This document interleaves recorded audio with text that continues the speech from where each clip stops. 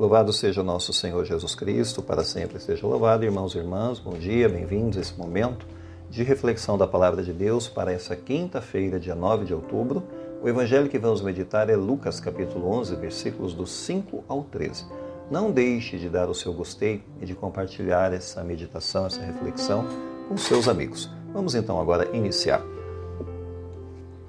Proclamação do Evangelho de nosso Senhor Jesus Cristo, segundo Lucas, glória a vós, Senhor. Naquele tempo, disse Jesus a seus discípulos: se um de vós tiver um amigo e for procurá-lo à meia-noite, ele disser: amigo, empresta-me 3 pães, porque um amigo meu chegou de viagem e nada tenho para lhe oferecer. E se o outro responder lá de dentro: não me incomodes, já tranquei a porta, e os meus filhos e eu já estamos deitados, e não posso me levantar para te dar os pães. Eu vos declaro mesmo que o outro não se levante para dá-los, porque é seu amigo, vai levantar-se ao menos por causa da impertinência dele, e lhe dará quanto for necessário. Portanto, eu vos digo: pedi e recebereis, procurai e encontrareis, batei e vos será aberto, pois quem pede recebe, quem procura encontra, e para quem bate se abrirá. Será que algum de vós que é pai, se o filho pedir um peixe, lhe dará uma cobra? Ou ainda, se pedir um ovo, lhe dará um escorpião? Ora, se vós que sois maus sabeis dar boas coisas aos vossos filhos, quanto mais o Pai do céu dará o Espírito Santo aos que o pedirem. Palavra da salvação. Glória a vós, Senhor. Bem, caros irmãos, hoje, nesse trecho do Evangelho, em Lucas capítulo 11, ao ensinar sobre oração, Jesus evidentemente convida, não apenas a ritualismos, como era dentro da sinagoga. É algo muito mais profundo quando ele fala da oração, mas uma oração marcada, sem dúvida, pela confiança audaciosa, pela persistência, pela perseverança, que é o sentido do ensino hoje, nessa parte do Evangelho de Lucas. Bem, a parábola do amigo importuno justamente nos mostra a necessidade de persistência, que vence a inércia. É uma cena que nos coloca justamente dentro desse aspecto em que um homem à meia-noite bate na porta e o outro lá de dentro diz: não me incomodes. Que é aquela resposta natural que vem de uma pessoa que está cansada, que está já deitada, e até lá fora, inclusive, a pessoa que chega batendo é uma pessoa extremamente inconveniente, enquanto que o outro já está recolhido com a família. Bem, a gente pode observar que é uma imagem que Jesus está nos dando para mostrar que, bem, Deus não é um amigo dorminhoco, Deus não é um amigo relutante. Deus ele está sempre vigilante, sempre atento, sempre desperto para as nossas necessidades. Mas é para criar o contraste, a gente talvez entender mais profundamente. Porque ele é um homem insistente lá de fora, ele consegue que o amigo cansado, o atenda. Então, quanto mais Deus, que é amoroso, Deus que é bondoso, sem dúvida, estará atento às nossas orações para nos responder a elas. E tem, claro, a impertinência, a persistência, a insistência desse homem lá fora batendo.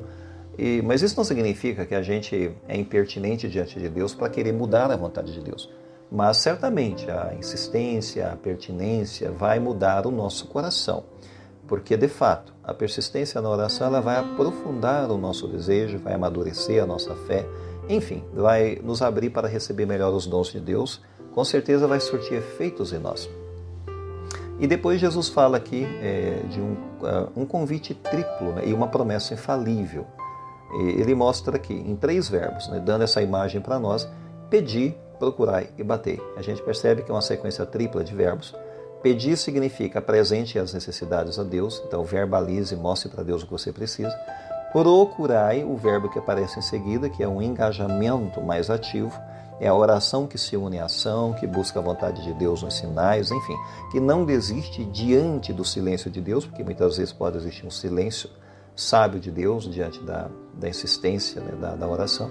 E depois o verbo batei, enfim, que é a perseverança final, é a determinação até ser atendido. Nós podemos chamar isso aqui de fé teimosa. A pessoa bate, a pessoa insiste, a pessoa persiste, enfim. A promessa, ela corresponde, de fato, depois aos outros verbos. Recebereis, encontrareis e vos será aberto. Se a pessoa segue esse critério, pedir, procurar e bater, vai acontecer a sequência: recebereis, encontrareis e vos será aberto. Claro, Jesus ele não disse aqui, não, talvez vocês vão receber. Quem sabe Deus vai ser amoroso, vai ser gentil. Não, ele não está dizendo, ele está dizendo que evidentemente a gente vai receber, a gente vai encontrar, a porta vai ser aberta. Então é uma coisa certa que Jesus está colocando para nós. A oração então atinge seu objetivo. Se ela for persistente, perseverante, ela mais cedo ou mais tarde vai alcançar o objetivo, mesmo que demore um pouquinho. mesmo que leve tempo. O argumento, portanto, que Jesus usa aqui para convencê-lo sobre a eficácia da oração é o argumento de que Deus é bom. Enfim, o amor de um pai por um filho. Ele usa até a experiência do cotidiano, a experiência da vida. Se vós que sois maus sabeis dar coisas boas aos vossos filhos, quanto mais o Pai do céu. Então ele usa o argumento do Pai que é bom.